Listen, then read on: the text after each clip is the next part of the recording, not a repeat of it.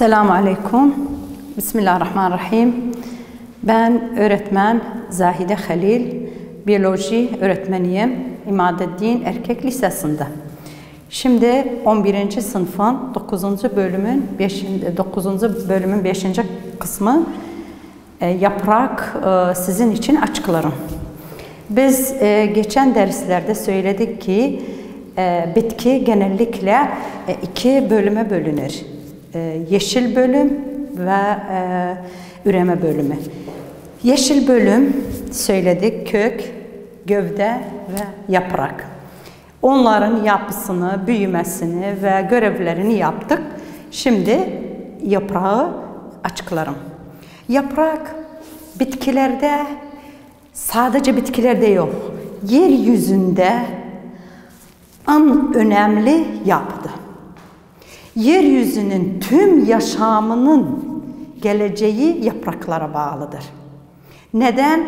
Çünkü yaprak oksijen fabrikası sayılır. Neden? Çünkü içinde fotosentez olayı oluşur. O fotosentez yan ürün olarak oksijeni üretir, atmosfere çıkardır.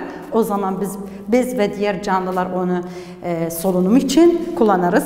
Bu nedenle yaprak oksijen fabrikası sayılır. Yaprak yassı bir yapıdır. Kendisini uygulandırıp fotosentez olayı için. Neden yassıdır? Mesela şimdi bu birazları bu şekilde olacaktı. Bu şekilde. Bazıları bu şekildedir ve bazıları bu şekilde ve bu şekilde var. Görürüz yaklaşık en çoğu yassı şeklindedir. Bu yassı olmağı ne yapar? Neye yardımcı olur? En çok güneş ışınını alsın, fotosentez olayını yapsın. Eğer gelirsek kaç tür şeyimiz var, yaprağımız var. Yaprak çok türümüz var. Bazılarına diğerler sarmaşık yaprak. Yani tarz çimin böyle bir yapı yapar. Biri sarmaşık. Affedersen. Pardon. Burada sarmaşık. 2 sarmaşık bitki yaprağı. 2 etçil bitki yaprağı. 3 dikan.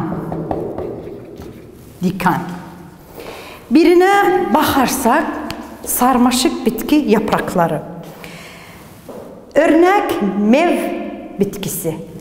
Mev ağacının, üzüm ağacının ve üzüm ağacının gövdesi güçlü değil. Bu nedenle ihtiyacı olur sarılmaya ve bir sert yapıya ona dayansın ta ki gövde dursun, ürünü daha iyi olsun. Bu nedenle onun yaprakları ne olur? Sarmaşık. Yani ona ne olur? Böyle kıvrımlanır, ince, bu şekildedir. Bu şekilde ince, her sert maddeye, her sert cisme dokunduğu zaman ona sarılır ve bitkinin dik durmasını sağlar. Buna ne diyerek? Tendril. Buna diyerek tendril. Bu bitkinin durmağı. Bazı bitkiler var, çiçek bitkileri. Mesela duvara dımranır, sarılır, çıkar, güzel güzel çiçeklerini açar. Etçil bitkiler yaprakları özel bir şekildedir. Böcekler yerler. Bunların bir böyle yapısı olmuştur. Yardımcı olur besin almağına. Bazıları ibrik şeklindedir. Bazıları böyle ibrik şeklindedir. Böyle bir kapağı var. Bir böcek buraya girdiği zaman hemen bu kapanır. Dikenlerle o böceğin içine girer, onu sindirir ve besinini alır. Bazıları ise bu şekildedir. Etçiller bu şekildedir. Bu hepsi dikandı. Bunlar hepsi dikandı. Bir böcek buraya dokunduğu zaman hemen bunlar kapanır. Bura hepsi dikandı. Bunu ezer, sindirir ve besinini alır. Yani bu ibrik şeklinde olur. Bu tendril, bu da ibrik. İbrik şeklindedir. Ama dikan çok bitkilerde yapraklar diken şeklini alır. Bu da o bitkini dış etkilerden, otçullerden onları korur. Bu yaprağın türleri, o da sarmaşık, etçil ve dikan. Ve bildik sarmaşık tendrildi, bu ibrikti, o birisi de dikan şeklindedir. Şimdi geliriz yaprağın yapısına. Yaprak gövdeyle kök gibi 3 bölümden oluşur. O bölüm bakarız. Birisi epital, yani dış örtü. Diğeri temel doku. O biri damar dokusu. Epitala gelirsek, epital ikiye bölünür. Üst ve alt. Yani şimdi burada bizde bu üst epitaldı, bu alt epitaldı. Üst ve alt epital. Üst ve alt epital ne var? Duvarları, hücrelerinin duvarı kütükül maddesiyle kalınlaşıp, bu da çok sayıda suyun kaybolmasını engeller. Ve aynı zamanda stomalar bulunur burada, yani gözenekler bulunur. Bu da gaz alışverişini sağlar. Ondan sonra bu dokulara göre temel dokumuz var. Temel doku, orada temel dokuya ne söyleriz? Temel dokuya söyleriz mizofil, yani orta doku. Orta doku. Orta doku buna söyleriz. Orta doku neymiş? Mezofil veya orta doku. Bu iki tabakadan oluşur. Birine söyleriz dikey tabaka. O birine diğer süngerimsi tabaka. Süngerimsi tabaka. Neden bunlara dikey, neden buna bu şekilde söylenir? Mesela mizofili yaparsak bu şekilde ve alt kısmı da bu şekilde. Birinci tabakası hücreleri dikey şeklindedir. Dikey şeklindedir. Bu şekildedir. Burada aynı şekilde dikey, bu üst, bu da alt epidermasının alt kısmı. Bu şekildedir.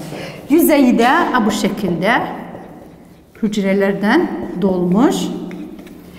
Buna diğerler dikey tabaka. Dikey tabaka.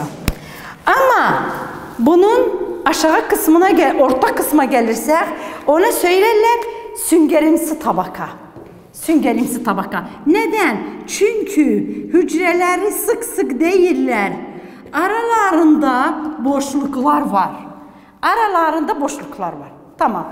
Şimdi mezofil iki tabakadan oluşup dikey tabaka ve iç tabakasına da diğerler süngerimsi tabaka. Dikey tabaka en çok fotosentez orada oluşur. Neden? Çünkü çok sayıda yeşil plastikleri içerir. Kloroplastları içerir. Yani fabrika burada fotosentezin. Hepsinde oluşur ama en çok dikey tabakasında bu olaylar fotosentez olayı oluşur. Dikeyin görevi fotosentez yapmaktır. En çok oranda fotosentez yapılan burada oluşur.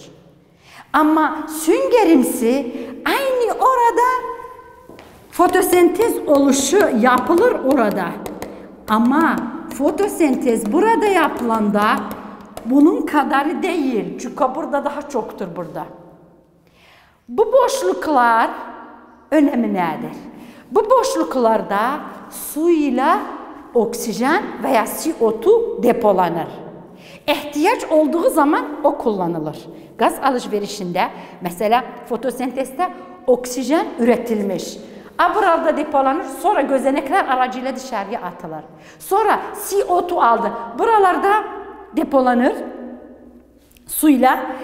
Fotosentez olayında hücre kendisi için bunu alır, fotosentez olayını yapar. Bir ikinci tabaka. Yani mesela sınavda gelirse neden mezofil tabakasında özellikle dikey tabakada en çok fotosentez olayı oluşur. Çünkü çok sayıda, çok oranda kloroplastları içerir. Tamam. Bir ikinci dokunu bitirdim. Damar dokusu. Damar dokusuna gelirsek odun ile soymuktan oluşur. Ama odunla soymuk demet şeklini alır. Bu şekilde demet şekillerini alırlar. Bu ortada bir olabilir. Burada başka. Bu damar dokusu. Yani şimdi burada bu epital, bu ikisi mezofil veya orta doku. Bu ile bu damar dokusu. Tamam. Bu bitkinin, yaprağın dokularının türüdür. Dokularının türüydü bu. Bunlar dokuların türü. Bitkinin, affedersen, yaprağın dokusu. Söyledik. Üç tane de oluşup epital, mezofil ve damar. Şimdi geliriz. Yaprak genellikle neden oluşur? Yaprağın yapısı. Yaprak neden oluşur? Yaprak ayası ve yaprak sapı ve damarlar. Bakarız bu ne demektir. Yaprak ayası. Bu enine bölge yaprak ayasıdır. Yaprak ayasıdır. Bu yaprak ayasıdır ama bundan daha incedir. Bu uzununa, bu da enine. Aynı bu da bu yaprak ayasıdır. Bu yaprak ayası ve bunlar da yaprak ayasıdır. Bu ayalara göre, ondan sonra buna söylerler yaprağın tabanı. Yaprak tabanı yani kaidası. Ve buna söylerler, bu hepsine buna yaprak sapı. Yani şimdi neden oluşmuş? Yaprak ayası, yaprak sapı ve taban. Burada yaprak ayaya göre ama basit olar. Bu basitti. Bir ayadan oluşmuş. Bu basitti. Bu basitti. Bir ayadan oluşmuş. Bu basitti. Bir ayadan oluşmuş. Bu basitti. Bak bir ayadan oluşmuş. Herkes kendi ayası var. Ama bazılarına derler karmaşık yaprak. Yaprak ayasına göre basit. O birisi karmaşık. Basit en çok çevremizdeki yapraklar, portakal, alma, hurma, muz, bunların hepsi basittiler. Bir ayadan oluşmuş. Ama karmaşık örnek yonca. Yonca ne şekilde? Ayası bir şekilde birkaç parçadan oluşmuştur. Bir sap var. 3 ayadan oluşmuştur ama bir sap var. Ondan ötürü ona söylerler karmaşık. Tamam. Şimdi ayağını bildik ve sapı da bildik. Kaldı damarlar. Biz söyledik ki odun ile soymuk orta dokuda, mezofilde demet şeklinde olur. Demet şeklinde olanda aya da yayılır. Yayılma zamanı ama bu şekil olur. Görün ki bu şekil bir tane ortada ondan dallar çıkmış. Bu aynı, bunda daha belli görülür. Bir tane ve ondan dallar çıkmış. Buna ne diyorlar? Buna diyorlar ağ damarlaşma. Tabii damarın aya içinde yayılmasına ne söylerler? Damarlaşma.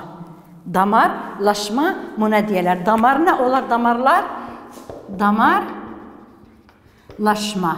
Ne demekti damarlaşma? Yani damarların bitki içinde yayılmasıdır. Bu da iki tür olacaktır. Ama ağ damarlaşma veya paralel damarlaşma. Ağ damarlaşma göreriz ki bir damardı, ondan ağ şeklinde yan damarlar çıkmış, burada yayılmış. Ama burada çok güzel görülmür. Burada paralel şeklinde, yani bir genel damarı yoktur. Birkaç damarı var. Yani bu şekildedir. Bu şekilde. Bu bir damar, bu iki, bu üç. Hepsi paralel şeklindedir. Bir genel damarı yoktur. Ama başkaya bakarsak, mesela bir genel damar, ondan damarlar yayılmış yaprağın içine. Bunun da önemi nedir? Bunun önemi yaprağı güçlendirir. Bir içi yaprağın içine tüm maddeleri yayar. Oksijen, affedersen, suyla tuzları ulaştırır hücrelere ta ki fotosentez yapsın. Bu odun damarı. Ama soymuk ne yapar? Fotosentezden üretilen maddeler, besin maddelerini hemen alar, farklı yerlerine ulaştırır. Bu yapısını da bildik. Şimdi geliriz bitki yaprağın görevine. Yaprak görevine gelirsek, biz biliriz yaprağın genel görevi var. O da fotosentez olayıdır. Fotosentez de olabilir, birisi diğer fotosentez. Ama kökte bak, depolama, destek, mesela aynı gövde taşıma bu. Ama fotosentez dediğim gibi yeryüzünün yaşamının temelidir. Neden? Çünkü iki şey bizim için üretir.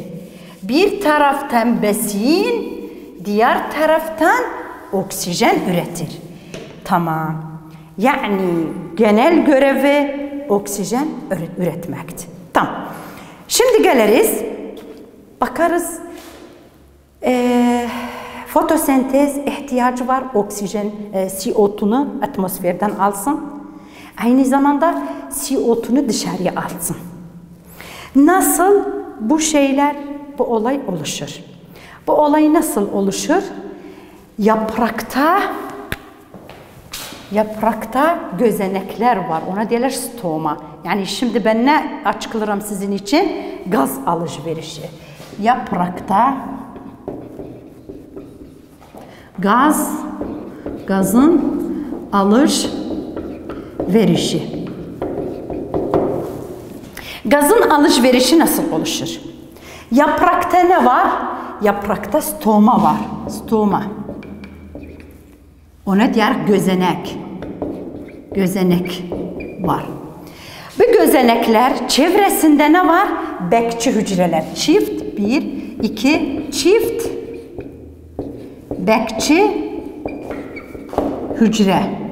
Yani nöbetçi hücre. Oranı korur. Bu stoma bu şekildedir. Çevresinde ne bulunur? Bekçi hücre. Bu stoma ama bu bekçi hücre. Bu bekçi hücrelerde çok sayıda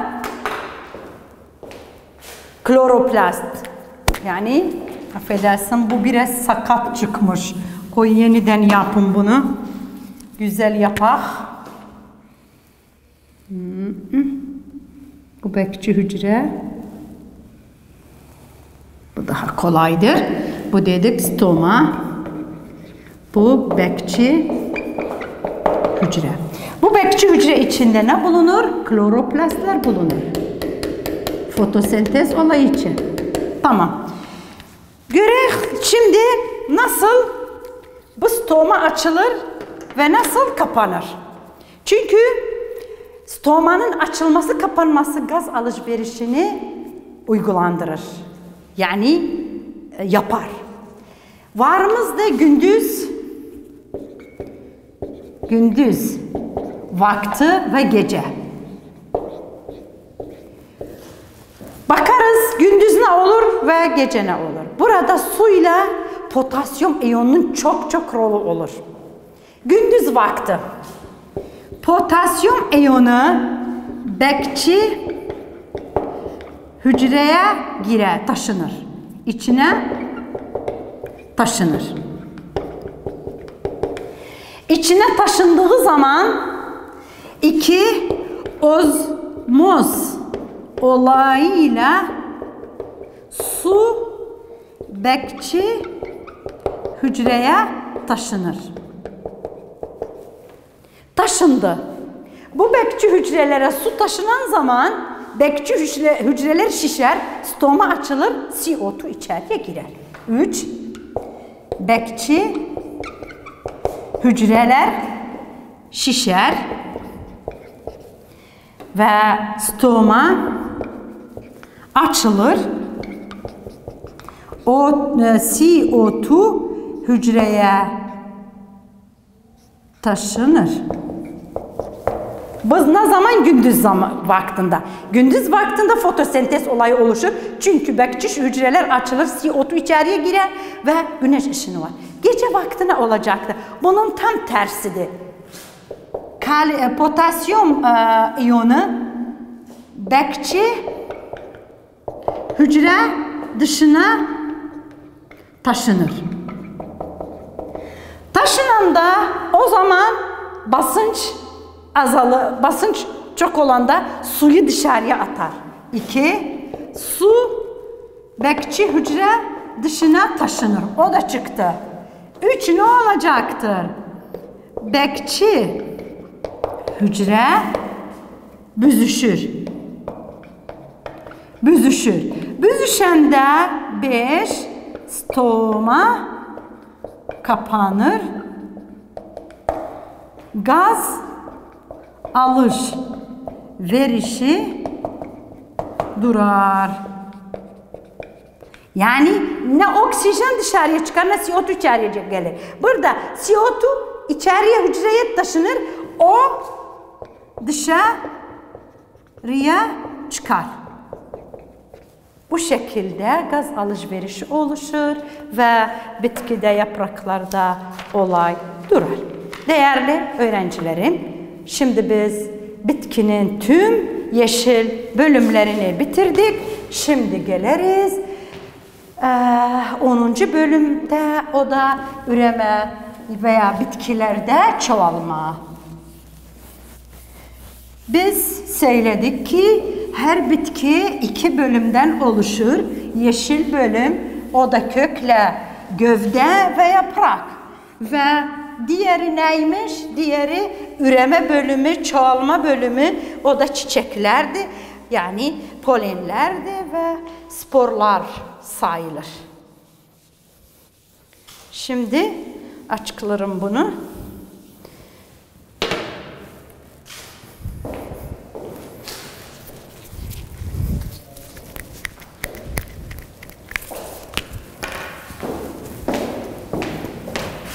Bölüm 10.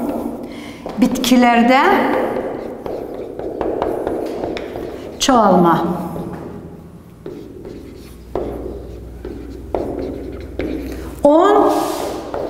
Birimiz var. O da nedir? Bitkilerde hayat döngüsü. Bitkilerde hayat döngüsü. Bitkilerde hayat döngüsü nasıl oluşur? Her bitkinin hayatı iki aşamadan oluşur. Gametli ve sporlu. Gametlerde erkek ile dişi gametlerini oluşturur. Polenle yumurta veya sperme yumurta ve sporlarda spor oluşturur. Yani genellikle hayat döngüsü iki taneden oluşur. Sporlu ve gametli. Sporlu spor üretir. Neyle? Mayoz bölünmesiyle. Gametli ne üretir? Erkek ile dişi gameti. Neyle? Döllenme. Döllenme olayıyla bunları oluşturur. İnşallah gelecek derste biz neleri alırız? Alırız yosun, kara yosunda, sporofitlerde ve çam ağacında, kozaklalarda nasıl üreme, eşeğli üreme oluşur saygılarımla.